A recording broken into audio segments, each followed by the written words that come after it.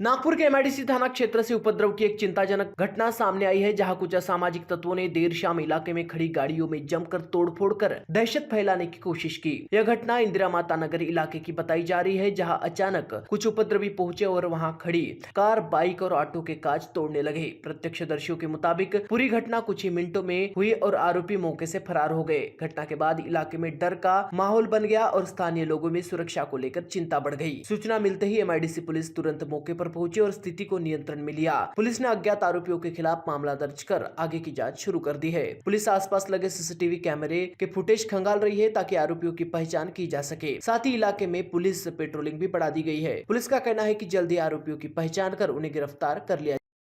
यामध्ये आम्ही गँग तडीपार म्हणून 2 आरोपी आहेत। त्यापैकी एक बाका म्हणून उर्फ बाका म्हणून नाव आहे त्याचं, तो एक आणि त्याचा मित्र असे दोघेही अचानक शहरात आले आणि त्याची आई आणि तो एकटाच राहतो आणि त्याने अशा बऱ्याचशा गाड्या फोडलेल्या आहेत। या ठिकाणी आम्हाला माहिती मिळताच आम्ही आणि आमचा पूर्ण dB staff, API Bansod, Siam आणि पूर्ण डीबी स्टाफासह स्वतः मी या ठिकाणी हजर आहेत। या ठिकाणावरून सदर आरोपीचं लोकेशन घेऊन आम्ही रात्रीला नाकाबंदी करून वेगवेगळ्या ठिकाणी त्याला शोध घेत आहोत।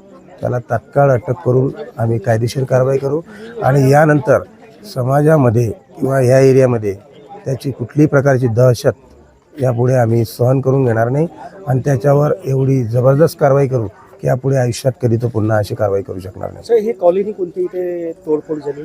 शारदानगरचा हा एक मजूर वर्गाचा रहिवास एरिया आहे। यामध्ये सर्व काम करणारे मजूर वर्ग राहतात।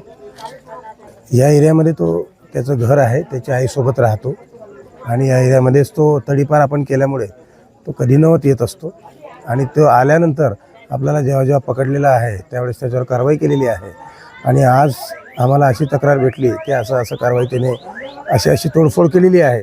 तात्काळ आम्ही पोलीस स्टेशनचा स्टाफसह आम्ही स्वतः हजर आहोत आणि त्याच्यावर एक व्यवस्थित अशी कारवाई करू की पुन्हा अशी दहशत ह्या नागपूर शहरामध्ये या एरियामध्ये पसरणार नाही, याची आम्ही एमआयडीसी पोलीस सर्व नागरिकांना एक शाश्वती देतो। इथे पूर्ण बंदोबस्त लावला पोलीस? पूर्ण बंदोबस्त आहे। आम्ही स्वतः हजर आहोत आणि आमचा स्टाफ इथे वेळोवेळी व्हिजिट करतो। लोकांना काय एक आव्हान करजा म्हणजे असं इल्लीगल लोकांना आम्हाला अहवाल करतो की अशा पद्धतीनं जर इल्लीगल कोणी ॲक्टिव्हिटी करत असेल, अशा पद्धतीची कारवाई करताच आम्हाला तात्काळ 112वर कॉल करावा किंवा माझा नंबर मी स्वतः दिलेला आहे।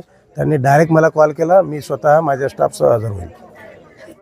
काही नाही झालं। इथे 2 दिवसा पहिले जे मॅटर झालं होतं त्यांचाच राग काढला होता। त्यांना म्हटलं होतं की एका काकाजीने की दारू बंद करा तुम्ही, इथे काही हे तुमचं असं अवैध धंदा चालणार नाही, पण त्यांनी तोच राग पकडला, त्यांनी कंप्लेंट केली। त्या काकाजीच्या जीवितहानी झाली होती त्या दिवशी त्यांना जीवेनं मारण्याची धमकी दिली आणि मारलं पण त्यांना जीवेनं। तोच राग त्यांनी आज आले त्यांच्या घरावर त्या काकाजीचा जानलेवा हमला झाला। त्या काकाजीने आज, त्यांचं नाव शंकर काळे आहे, त्या काकाजींना आज आपला जीव वाचून दुसऱ्याकडे आपल्याला त्यांचा जीव लपवा लागला। तर तोच राग त्यांनी आज पूर्ण वस्तीमध्ये काढला। तोच राग किती गाडी फुटली होती आज टोटली इथून पकडली तरी अंदाजे आपण सांगू शकतो 15 ते 20 गाड्या त्यांनी फोडल्या आहे। त्याच्यामध्ये 4-5 ॲटो आहे आणि 10-12 टू व्हीलर आहे आणि कोणाच्या घरावर हमला पण झाला। माझ्या गाडीचं नुकसान झालं हे आणि हे टू व्हीलरचं माझी गाडी आहे, हे नुकसान झालं आहे आणि माझ्या घरी सीसीटीव्ही कॅमेरे लागले, फुटेज तुम्हाला मिळून जाईल। अर्धा ते 1 तास लावला यांनी यायला, इथे स्पॉटवर यायला त्यांनी अर्धा तास तर लावलाच त्यांनी। आता पीआयने आश्वासन दिलं आहे, पीएसआयने आश्वासन दिलं आहे, पण काय त्यांना आपण काय म्हणणार, ते आज म्हणतात कारवाई करू, उद्या आम्ही त्यांना कंप्लेंट केली तर त्यांना माहित होतं उद्या आमच्या जीवावर हानी आहे। कार्ड देत होता आणि आमच्या घरासमोरची गाडी फोडली। माझ्या पतीला मागून काहीतरी घेऊन होता, हातामध्ये मारत होता आणि एक मुलगा मारून पण पडाला। का म्हणजे कुठचे लोक होते? वस्तीमधलेच लोक आहे, म्हणजे काय गुंडेपुरीचे गुंडे आहे, दारू विकतात, गांजा विकतात, चरस विकते, खूप सारे लोक, माणसं कुठले जमा होते। आम्हाला खूप त्रास आहे त्यांचा। कोणी का फोडला इथे? कुठून फोडणं चालू केलं? ते तिकडनं खालून फोडत आले। 15 लोकांची गाडी फोडली म्हणा। किती लोकांची गाडी फोडली? 15 ते 20 लोकांचे।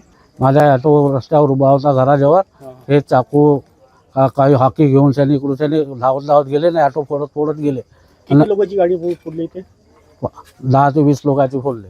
हा कोणता नगर आहे? इंदिरा माता नगर। हे कुठे येते? हिंगणा तहसील, नगर परिषद।